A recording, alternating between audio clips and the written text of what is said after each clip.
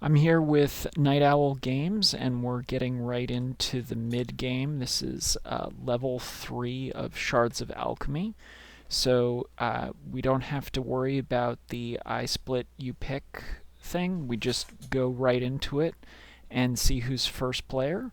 So I'm going to get a 1 point card, and then my opponent will draw the next card, and we'll see based on the number of pips at the top who's going to go first. So my opponent got a 3-pointer. I got 1 point, so my opponent will go first. And it goes right into building an engine for the points that you're going to be getting along the side. And we'll get right into that as soon as we go. Just explain it as you go. Oh, good.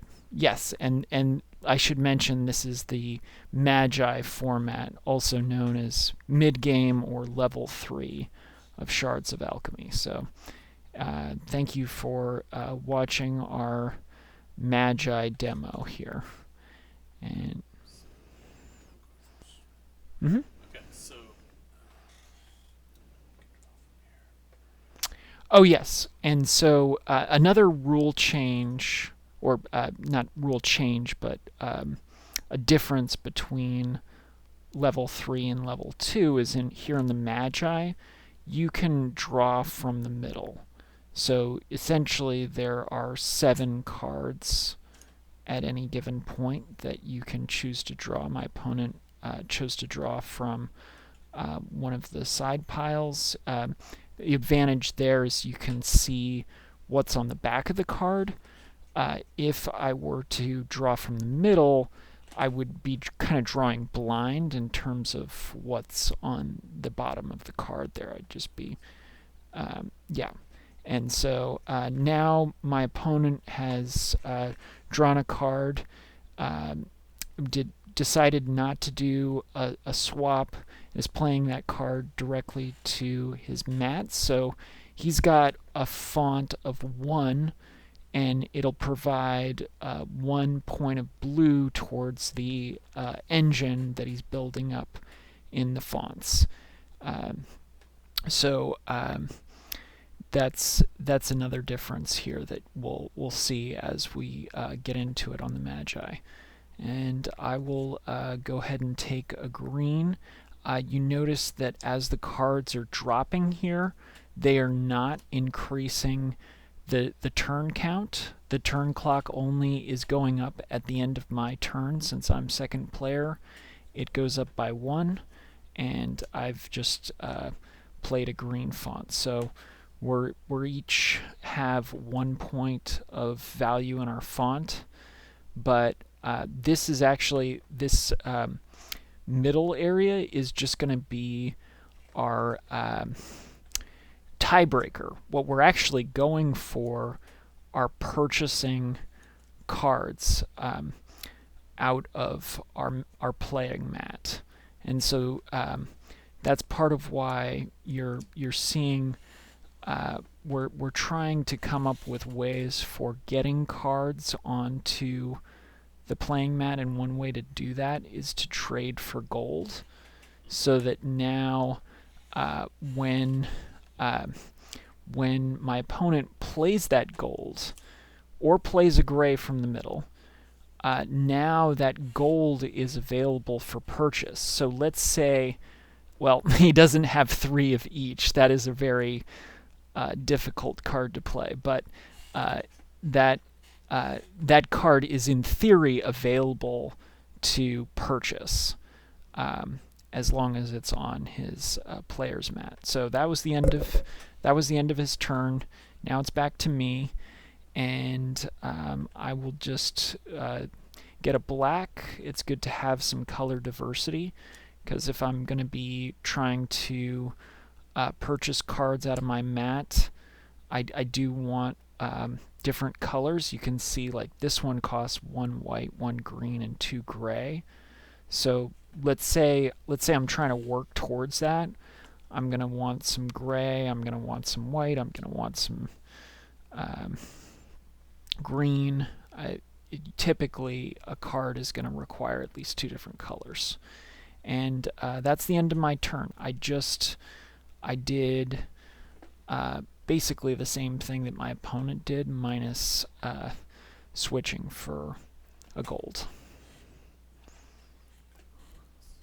So now it's my opponent's turn.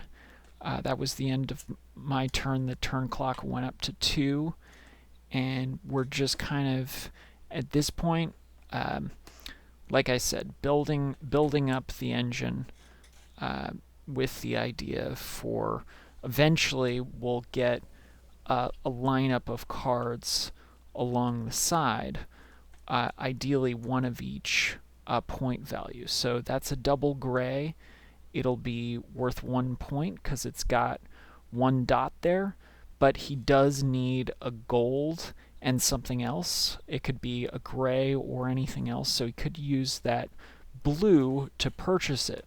Now he will place that along the side, and I don't know if you can see it there, yep, up at the top of the screen. You can see he's now developing a lineup of cards below his player's mat, showing that he now owns a 1-point font.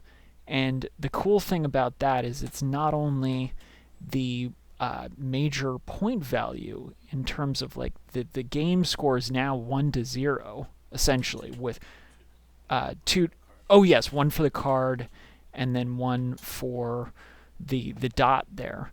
So it's not only 2-0, but it's also works as part of his engine, so he can use it to purchase other cards. There are two grays there that he can use towards purchasing other cards. Now, I have a pretty obvious move here because there's a gold there, so I'm going to take that on the switch, and so there's a twist there that I can do, and that will allow me to get a gold into play, which will hopefully be to my advantage. Let's say I want to purchase this gray. I've now swapped out this gray. I can now purchase this gray using a gold and a green. So one thing that we forgot is that when you make a purchase, you do get an extra action, and the clock goes forward 1. Yeah. So and I think, yeah, we should have had this go up to 4 now because I've done a purchase as well. So all right, so Paul got his extra action. I'll get my extra action because I made a purchase there. So I will also do a card draw. Yeah, sometimes it's good to have 2 greens. And there are several cards out in the deck that do require 2 greens, and since that's the end of the second player's turn, the turn clock goes up again. So you can see, even though the turn clock doesn't go up when cards drop, because we're making these purchases, because the play is pretty fast for experienced players, it's not going to add all that much extra time to the game. We'll be able to play through this game probably in under 20 minutes. I would say experienced players can do the initiate in 10 minutes, novice in 15 minutes, and then this Magi in 20 minutes. It can be played through fairly quickly. And yep, so now Paul has a gray that he can buy, 0 point value gray, excuse me, that he can buy using the gold for the white and then the red for the gray, because as you recall, gray can be anything. It can be including itself. So and now Paul has 3 points in card value along the side, and also two cards along the side. One 0 point gray and then a 1 point value gray. The other cool thing is 3 of a kind. Yes.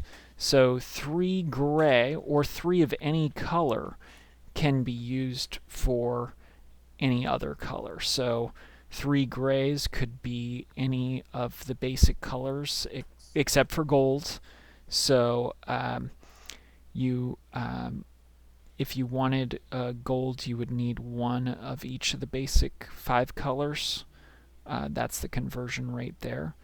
But it is cool that now Paul essentially has a gold there, an equivalent of a gold that he can use towards anything but gold with those 3 grays. So it's basically a wild card. And the purchase sends it up 1. That's 1 extra action for Paul. So he's choosing to use that action to switch the white that he had on his mat for the gold. So now it's my turn. I'm going to get a black. These are no longer tipped to show that they've been spent. I can now spend all 3 of these if I want on something else in my hand. This is going to drop. I'm not going to switch for that because it costs a red. Well, maybe I will actually, because I could play a black this turn, and then I could switch this for the green. And then I can purchase this using the gold for the red. So I'm going to spend everything that I have. I have the black, the gold counts as a red, and then this green and a gray will be the 2 grays, and then I can play this 1 point card. So now I get another action. I could use it to either play the black here, or I could draw another card. I'm going to leave the black. I want to have something in my hand here.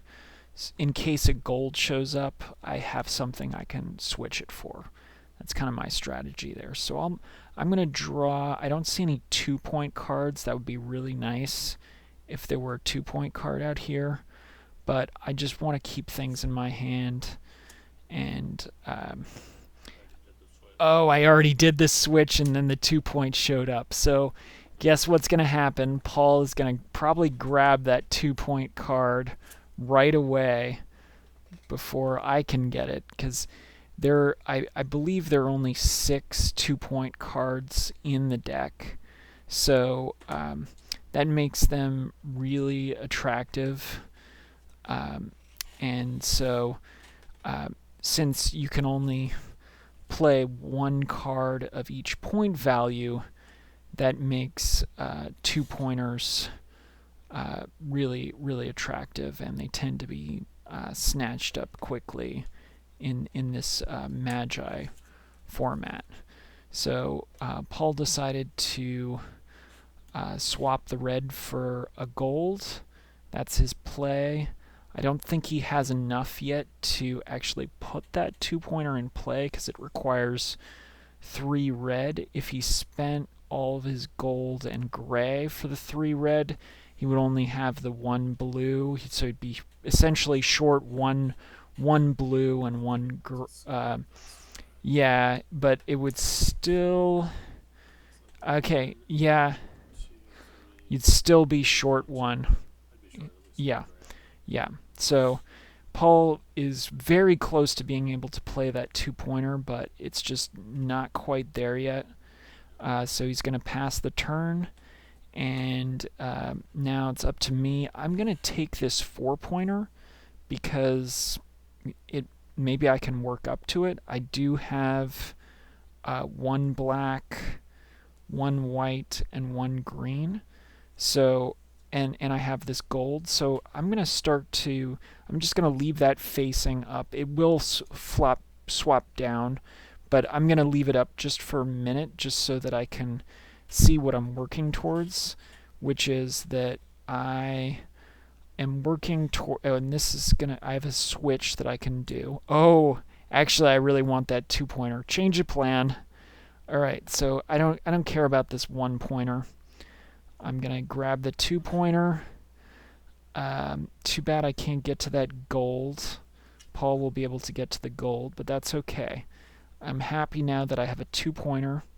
Now I just need to... both of these cards require lots of black, so I'm just going to play my black, be happy that I got my 2-pointer. These flip over. It's the end of my turn. Now we're on turn 8 already, and it is Paul's turn. So you'll see him swap for that, the gold is coming out. That's the switch you're seeing there. And so on the twist, Paul got a really good looking gold, because with that one he's already got the 2 gold he needs. Then 9 of anything else. So those 3 grays will count towards 3 of the 9. The blue will be the 4th towards the 9 grays. So really all he needs are 5 more cards of anything else in his engine, and he'll be able to bring that gold into play for essentially 4 additional points towards the win. So things are really looking good for Paul right now, because he's got a 2-pointer and a 3-pointer that you'd probably be able to play both of them pretty quickly. So as he puts out that red font, he probably now has enough to make the purchase of the 2-pointer. He's at least looking at it. Not quite. He's still 1 gray short, and he doesn't want to discard the gold in order to cover the gray. That would be that would not be very smart. So what I'm going to do is I'm going to see what I need, remind myself what I need for this 2-pointer. I still need more black, and I don't have any red yet. So I'm going to grab a red, get to see what this is on the twist. Ooh, another 2-pointer. Now they're all showing up. That's actually, maybe I like that 2-pointer even better, because I'm closer on those. So I will twist out this other 2-pointer, just because I have almost everything I need. Let's see, I have a white. I'm still a little short because I need 1 more white out. So I'm just gonna play this red, and then I can take a white later on. But I'm actually happy with that. I'll be able to much more easily get this 2-pointer versus the 2-pointer that required 3 black and 2 red. So passing the turn to Paul. Oh yes, I flip this back, and Paul will demonstrate being able to get the first 2-pointer on this turn. All he needs is 1 more gray, so he can really pick and play anything he wants. And he'll have enough in his engine to buy a 2-pointer. We're currently tied on the main score, which is played off to the side like this. But with the 2-pointer, he'll suddenly be up by 3 points, because you get an additional point for the card itself in addition to the 2 dots. So Paul is going to play. First he decided that he wanted one white over another, and so he did that on the switch, and twisted for one white for another. So now he's going to purchase that 2-pointer. He's going to tip the cards that he's using to purchase to show that they've been spent. So 2 gold and a red makes 3 red. Then he needs the 2 blue. He's using those 3 gray to convert into the second blue. And then the white is acting as a gray in this case. So now that goes off to the side. It is not tipped. It can be used to purchase something else in theory right away. And you get an extra action. This also, the turn clock goes up by 1. So Paul is considering what other cards he wants to pick up. He's already got that gold, which requires 9 of anything. 2 gold plus 9 gray. So really he just needs to get out. Yeah, really just needs to get out anything, but the gold is to his advantage because it gives him a much more flexible engine if he can get that gold out into play in a little bit. So now it's my turn. I just need an additional white as previously discussed. So I'm going to put this, pick up this white. I get to see what this is on the twist. I'm not going to twist for black. I'm putting the white out into field. Yep. And then now I'm going to see what I need to purchase this 2-pointer. So 2 white, 2 green. I'm using gold for the second green, and 2 black. So all the necessary fonts are tipped. I can bring this out into play. That moves the turn clock up 1. I get an extra action. So let's see what I'm going to need for this 4-pointer. I do need more black. There's a black out here, so I'll grab it. That's the end of my turn. I took my 1 extra action, picking up another card, and now it's Paul's turn. So Paul is currently working up towards purchasing the first gold. He needs 9 of anything. So he could swap out the gold for something else. First he's going to draw from the middle.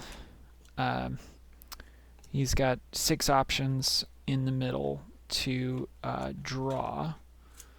I chose a 4-pointer because he's already thinking about what he's going to do after he's able to purchase the gold. He wants to be able to purchase a 4-pointer as well.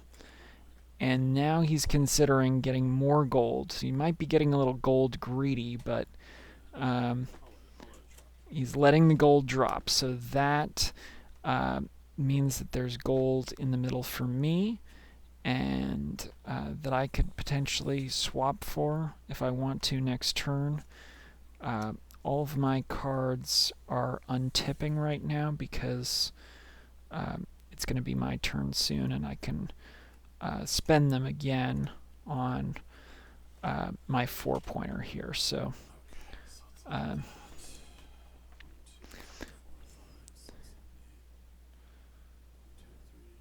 Paul's currently counting up. Yeah. He needs to spend the 2 gold, and then he has then he needs 9 other items besides those 2 gold. So he's a little bit short on purchasing a gold this turn. Okay, so remember, you can still do the upgrades that we had in the previous Novice version. So since you're going from a 1 to a 6, That's 3 additional points because you get 2 for free. So there's still 3 that you need to put back into your hand. And that's why Paul is putting gold back into his hand onto the player mat there. So that's Paul's turn. Still doesn't have the 9 in addition to the 2 gold. So turn gets passed to me. I need more black, I need more blue. I'm also looking for gold that I can play. So this gold is probably as good as anything that I'm going to see. I definitely want to grab a gold while I can, because Paul might, because he's grabbing all the golds, they might not be a 3-pointer out there for me to grab. So I'm just going to get this while I can, and I don't see anything else I can play besides this black. This is the 4-pointer I was working towards, but I'm just going to play it just so that I have more engine out there, and I can always swap it out later. That's the end of my turn. I still can't quite purchase this gold because I would be spending my 1 gold, and then I don't have enough of the other colors in order to get that into play. So that's the end of my turn.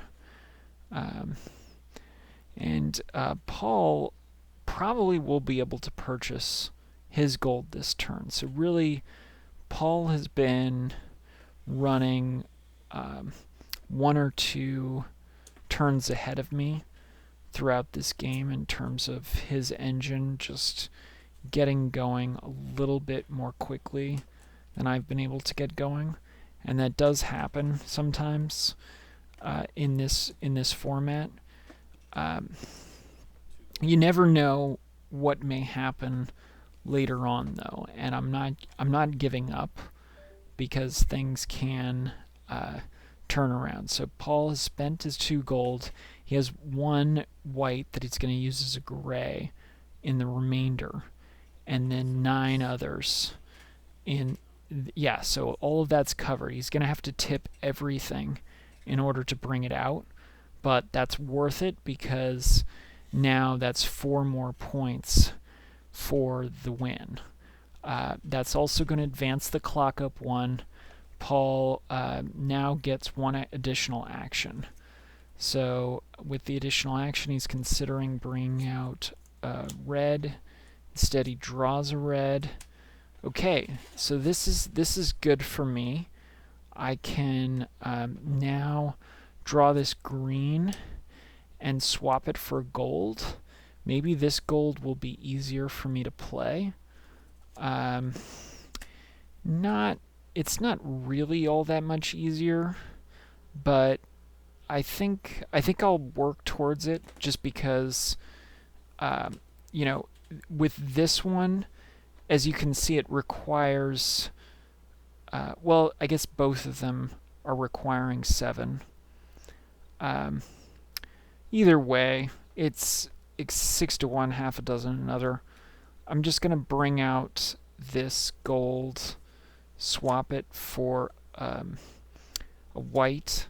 Now I have some more gold out there and more flexibility.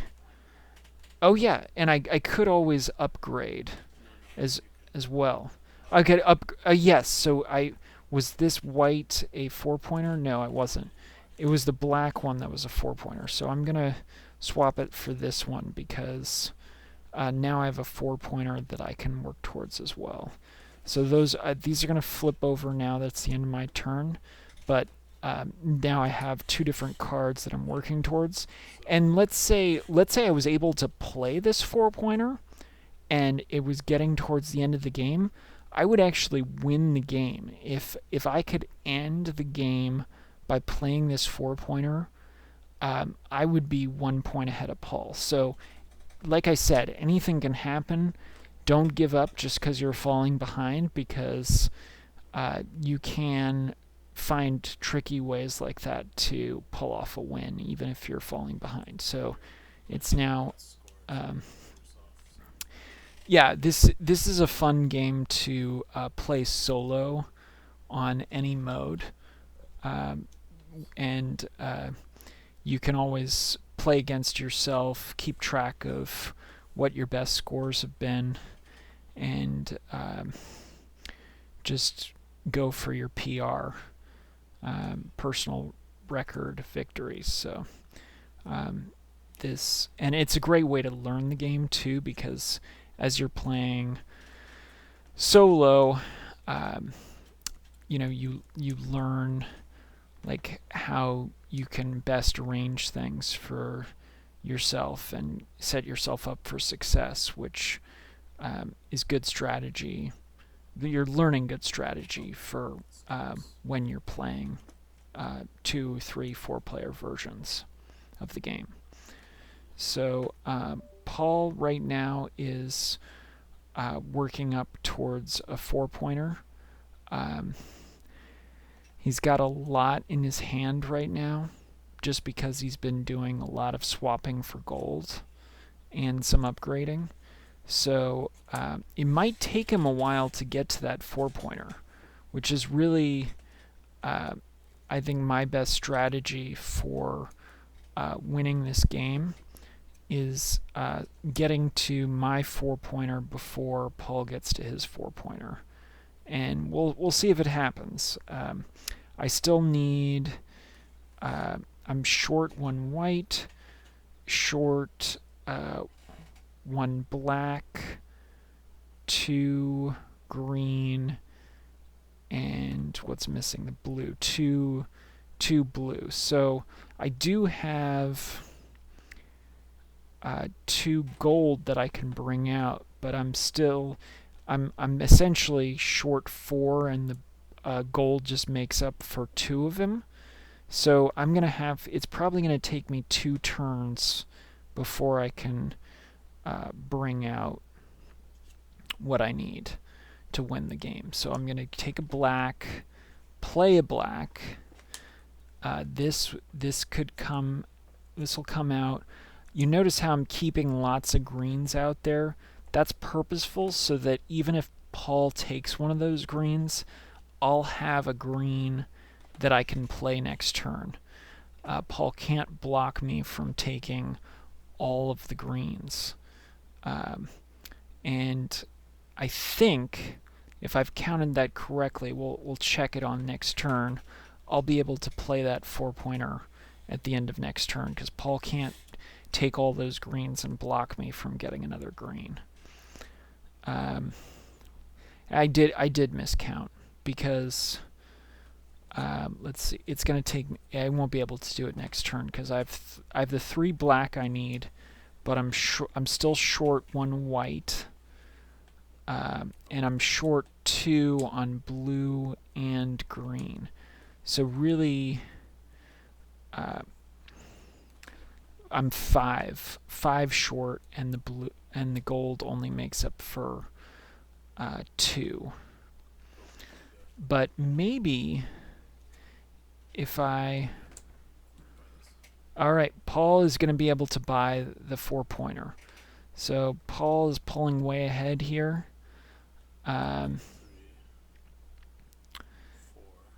Yep, Paul is currently tipping all of the ones that he needs for red. He's using gold and a red that's off to the side. There's the blue. 2 whites, a gold and a white makes 2 whites. And then the 3 gray can get for 3 gray that are needed on that card. So Paul's engine is pulling way ahead. That moves the turn clock up 1. It gives Paul another action, and he's currently trying to decide if he's going to use that action to do another upgrade. Might be good strategy, but he could also just bring out another shard onto his field so that he has another font towards maybe even purchasing a 5 or 6 point font along the side. I have seen it happen where player has gotten every single type of font 0 through 5 or 6. It's difficult to do, but really everything except for the 7-point font is playable in this version of the game. And Paul is decided to draw green for his extra action, swapping it for a white, and that's the end of Paul's turn. So now, as previously discussed, I need green to come out. Oh, Paul did get a 6-pointer. So let's see if I can get this gold out. I do need more green for the gold, so I'm going to play a green. This, I do get to take a look at this. I'm not going to take black. I'll just let that drop. So here's my 3 green. Then I need to spend a gold in order to purchase a gold. If these were 3 red, that would be ideal. I'm not going to quite be able to do it because I could use these 3 black for a second red, but to get the 3rd red, I don't quite have enough gray to do it. So let's take a look at this 4-pointer just for sake of argument. I think I'm a little short on that one as well, but I do have all the black I need. So there's the black, there's the green, 3 blue. I only have the 1 blue, so I'm short on blue, even if I use up all that gold. So that's the end of my turn, and this sometimes happens where one player is going to fall behind. It's just the nature of an engine building game. Sometimes one player's engine just is functioning much quicker than another player's engine, and one player's falls behind. I'm also practicing and trying to explain things as I play, so I'm just going to chalk it up to being the commentator here in terms of, like, you know, a little distraction. So if you rewind this video, you may be able to see areas where I could have played better, and please put that in the comments section and be really critical of the commentator in this in the comments section. I would really appreciate that. So speaking of the comments section, you can use the comments section for other comments just generally about the game. It doesn't all have to be criticizing the commentator. We would love to hear what your thoughts are about the game, which level of Shards of Alchemy you've liked the best so far, what you've enjoyed playing about the game. We haven't really talked about the art, but all of this art was designed by Paul himself, so that's really something that's unique about Shards of Alchemy, is that the entire thing from soup to nuts was designed by Paul, and he made some of the prototypes from scratch using his own materials before sending it out for manufacturing. So that's part of how he was able to get a successful Kickstarter going, is he was able to build this from scratch using his own mechanical machinery that he had at home, and demonstrate on Kickstarter how things looked. So really what I'm doing is I'm trying to get my I'd love to be able to end on at least purchasing a 4-pointer. I've got my 3 green now, so that's good. I've got my 3 black. I'm still short. Yeah. I'm still trying to purchase a 4-pointer. I have 2 white, So there are my 3 white. Okay, so I'm going to demonstrate. This might not be the best strategy, but since we're getting towards the end of the game, I'm going to demonstrate something you can do. If you're short 1, what I can do is spend a gold off of my mat to force a card to be purchased. So since I'm just 1 short, there's the 3 white, there are the 2 blues, and I don't have enough gray to purchase the last blue. So what I'm going to do is discard this gold, and it's kind of a desperate times call for desperate measures. I can discard that to bring that 4 out. That's going to move it up 1. And yeah, this is part of my engine, so I can use this gray and the 2 red to bring something else out. I could, if I hadn't already purchased a gray, I could draw that using my extra action and purchase the gray. For example, that's not possible, so I'll just bring a gold. Oh, I can't pick up a gold because I don't have anything to swap it with. I'll just pick that up. I have nothing to play using my extra action, so that's going to come down. That's going to end the game because I'm second player. So, yeah, so essentially that last play was just to stop Paul from being able to play a 6-point card, which he was well on his way to be able to play. So let's count it up along the side. I think I was not the winner, but let's just count it up to be sure. So each of these cards counts as 1 point. So that's 4 points. Then you add up the pips as well. So 4 plus 6, 7. So that's 11 points for me. Paul scored 5 cards, each of unique values. You got 5 plus 5, 6, 10. So that's 15 points. So right there, Paul is already the winner. If we had tied, if it had not been 10 to 15, yeah, you could look at this as a tiebreaker.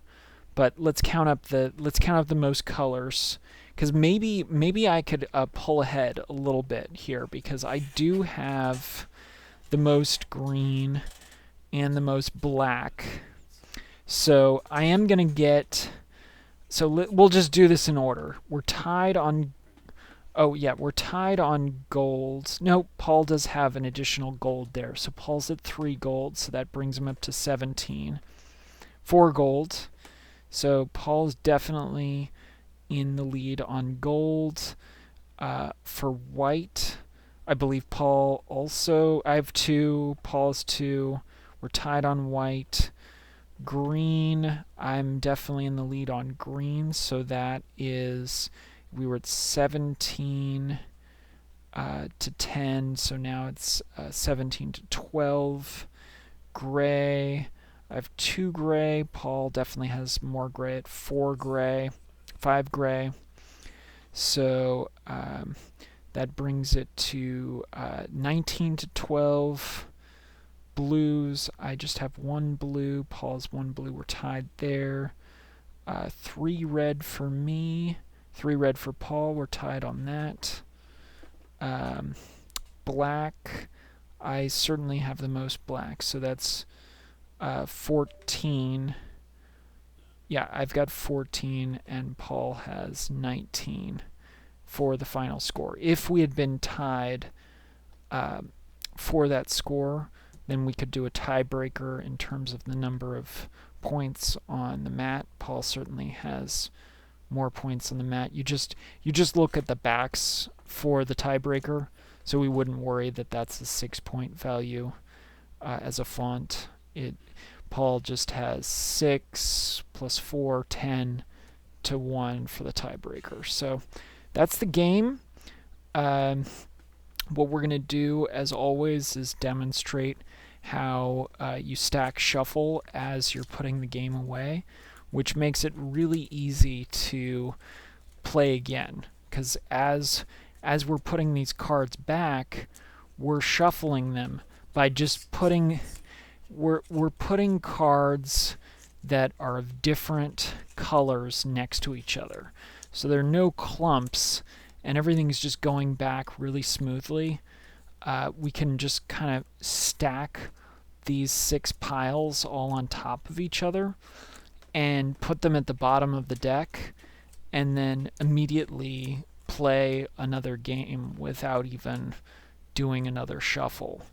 I mean, if we were worried about that 7-point font going to the bottom of the deck, we might want to cut the deck or shuffle the deck once, but it makes it really simple to just have a game that has minimal setup and is just about playing over and over as many times as you want and just having lots of playtime. So thanks again for watching.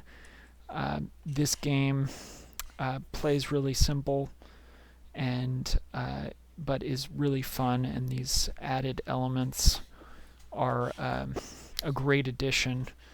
I think that this Magi level of play is one of the best for Shards of Alchemy. It's certainly my favorite, or maybe second only to the Alchemist level of play. It's hard to say which is my favorite, so be sure to watch the Alchemist video, which will be coming out soon after this one. So thanks again for watching.